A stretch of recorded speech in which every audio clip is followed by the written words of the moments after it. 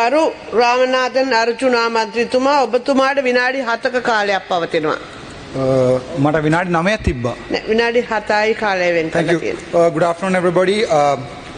இன்றைய தினம் பாராளுமன்றத்திலே சமர்ப்பிக்கப்பட்ட எங்களுடைய வரவு செலத்திட்ட விவாதத்தை உண்மையாகவே ஜாழ்ப்பாணத்தில் பிறந்த ஒரு சாதாரண மனிதர்களுக்கு கிடைக்க வேண்டிய அடிப்படை விடயங்களை எங்களுடைய ஜனாதிபதி அவர்கள் தந்திருக்கிறார் என்பதிலே எதிர்க்கட்சியிலிருந்து சந்தோஷப்படக்கூடிய ஒரே ஒரு மனிதன் நானாகத்தான் இருப்பேன். உங்களுக்கு தெரியும், இந்த வரவு செலவு திட்டம் எங்களுடைய மக்களுக்கு, ஜாழ் மக்களுக்கு, என்னை பொறுத்தவரை எனக்கு அரசியல் தேவையில்லை.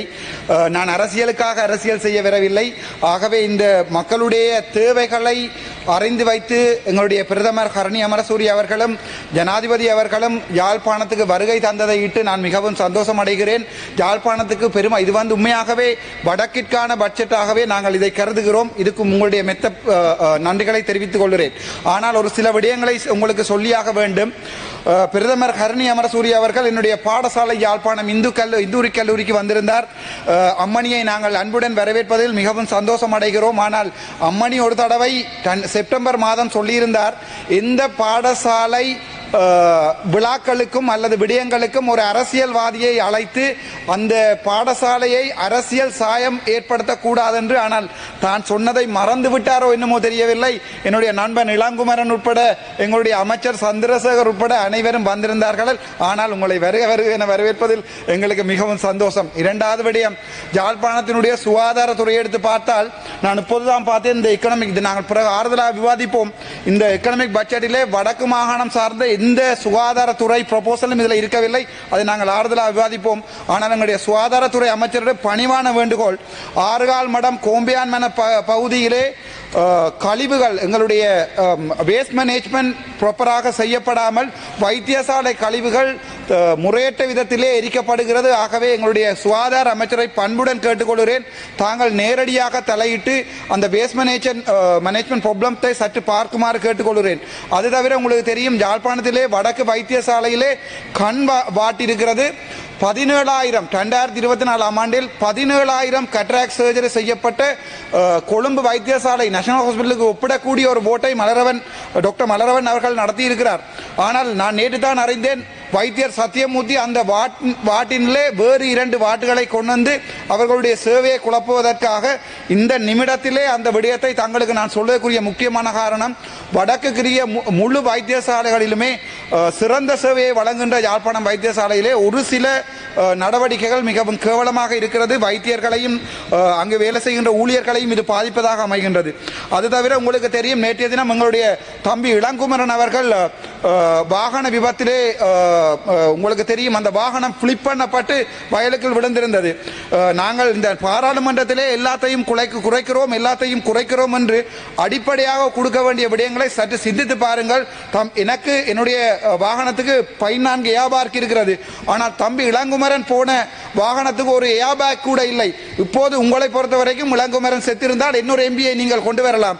ஆனால் அவனுக்கு ஒரு அம்மா, ஒரு அப்பா, ஒரு பிள்ளை இருக்கிறது.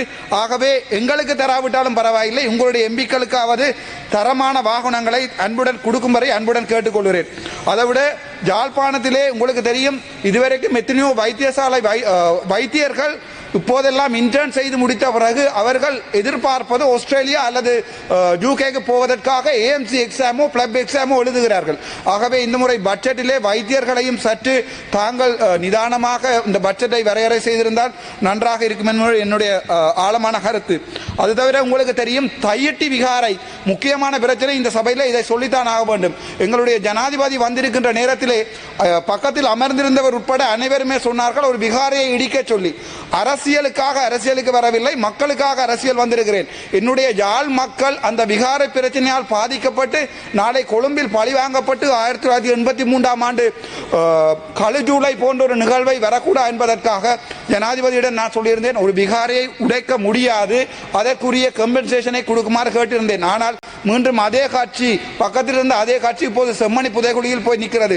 அரசியலை அரசியலாக செய்ய வேண்டும். இந்த செய்யப்படுகின்ற அரசியல் மக்களுக்கானதாக இருக்கணும். ஆகவே அந்த விகாரை சம்பந்தமான விடயங்களை, கம்பன்சேஷன் சம்பந்தமான விடயங்களை තව විනාඩි 2ක කාලයක් පවතිනවා. உடனடியாக செய்யுமாறு கேட்டுக்கொள்கிறேன். அதை விட முக்கியமான விடயம், இன்னொரு பட்ஜெட்டிலே மீனவர்கள் சம்பந்தமாக எதுவுமே கதைக்கப்படவில்லை. வடக்கிலே ஆயிரம் இழுவை மடி வேலை செய்கின்ற மீனவர்கள் மிகவும் ஆழமாக பாதிக்கப்படுகிறார்கள். அவர்கள் தென்னிந்திய மீனவர்கள் எல்லை தாண்டி போகிறார்கள். உங்களுக்கே தெரியும், நாங்கள் இப்போது ஒரு கேந்திர முக்கியத்துவமான ஒரு வரலாற்றின் முக்கியத்துவமான இடத்தில் இருக்கிறோம்.